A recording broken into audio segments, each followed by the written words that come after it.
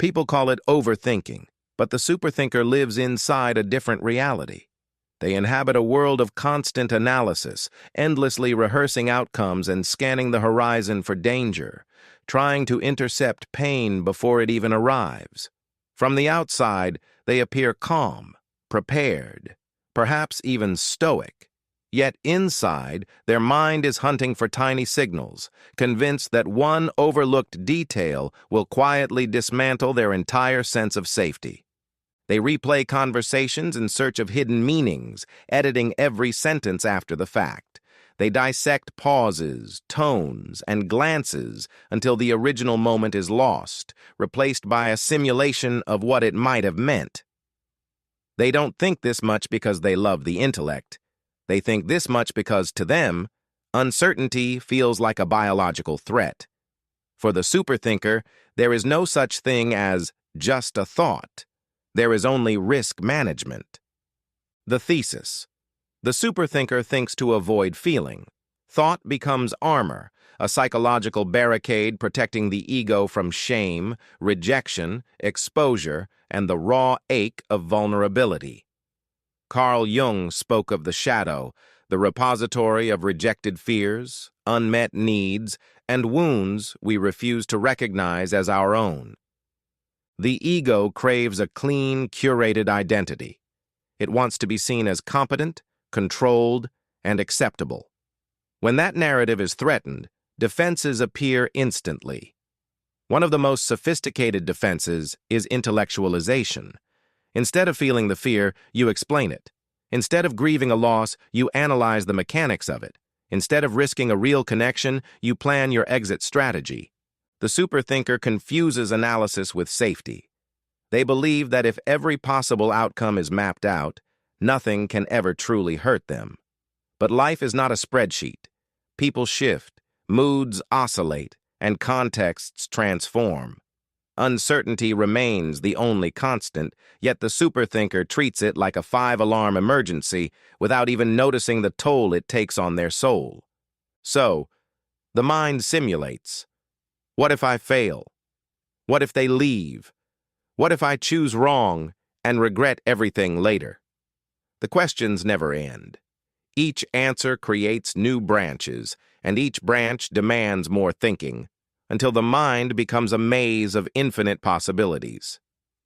Inside this maze, the ego feels protected. While you are thinking, you are not exposed. While you are planning, you are avoiding the judgment of the actual world. The cost of the maze. Overthinking is the ultimate delay tactic. Delay feels safer than risk, because if you never act, you can't fail in public. This is why so many superthinkers find themselves paralyzed. They call it being careful, but underneath the caution is a terror of the imperfect self being seen. The shadow contains our capacity to be wrong, to be disliked, or to be rejected. The superthinker tries to banish these shadows by controlling every variable. But the shadow does not vanish when ignored. Jung warned that whatever we repress returns indirectly, as symptoms, compulsions, and repeating loops. For the superthinker, the symptom is repetition. Unfelt emotion becomes a cycle of thoughts, and avoided fear becomes a constant rehearsal in the dead of night. They circle the same moment again and again, hoping logic will finally dissolve the discomfort. But discomfort is not a math problem. It cannot be solved by logic alone. A feeling demands recognition. A fear demands to be named. When emotion is refused, the mind keeps spinning, trying to finish a process that only the heart can close. The price of this cycle is exhaustion, chronic indecision, and a relentless inner critic. They feel tired without moving, busy without progressing, and safe without ever truly living. Overthinking also steals attention from the body. Breath becomes shallow, shoulders rise, and the nervous system stays primed for a threat that never arrives. Because the body feels the phantom danger, the mind searches for reasons to justify it, and every new reason feeds the loop, tightening the knot of anxiety further. This shapes every relationship. The superthinker reads a change in tone as a threat, a silence as a rejection or a delay as a betrayal. They over-explain, they apologize for things they haven't done, or they withdraw preventively. They rewrite a simple message 10 times, seek reassurance, and then immediately doubt the reassurance they received. The turning point. Integration. Jung would say the ego's attempt to control the inner world is a fantasy. The psyche resists force. The alternative is integration, bringing the shadow into the light of awareness without shame. It means looking at the mirror and saying, "Yes, this fear is mine." It means admitting your needs, your sensitivity, your anger, and your grief, not to act them out blindly, but to own them consciously. When the shadow is integrated, it stops hijacking your behavior. The mind needs fewer rehearsals because the fear has already been acknowledged. You don't need less thought, you need less avoidance. You need a higher tolerance for the very feelings you are trying to escape. Start small. Notice when the simulation begins. Name what is underneath. Is it shame, uncertainty, a longing for connection? Stay with that physical sensation for a few breaths, not to fix it, not to argue with it, but simply to prove to yourself that you can survive it. This teaches your ego a new rule. Discomfort is not a catastrophe. Uncertainty is not death.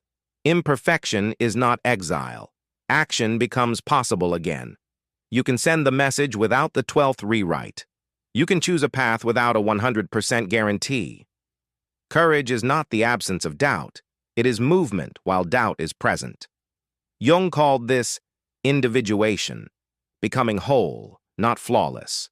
The superthinker fears being seen as less than, but human wholeness includes the less than. It includes the shadow and the awkward, unpolished moments. When you accept this, thinking becomes flexible. It transforms from a surveillance tool into a creative force. Sensitivity becomes perception. Imagination becomes innovation. The mind returns to being a tool rather than a cage. The habit will return. Your mind will offer new simulations, and the old ego will beg for certainty, calling it responsibility. In those moments, remember, certainty is an illusion, but presence is an available reality. You can act without complete proof. Don't fight your mind with violence. Observe it, thank it for trying to protect you, and then choose the real moment. Life happens only in the now. The superthinker lives in the projections on the cave wall, but integration brings you out into the air. The deeper truth is that overthinking is just unprocessed emotion wearing a clever mask. The mask looks intelligent, but the face underneath is simply afraid. When fear is met directly, the mask softens. The mind quiets, not by force, but because you finally stopped running. You will still think deeply, that is your gift, but you will no longer be trapped by it. Thought will serve your life instead of replacing it. The invitation is simple. Feel what you avoid, integrate what you deny, and act while you are still imperfect. That is the only path to freedom. If you recognize yourself in these words, remember, you are not broken, you are protective, and that protection, once understood, can finally become wisdom.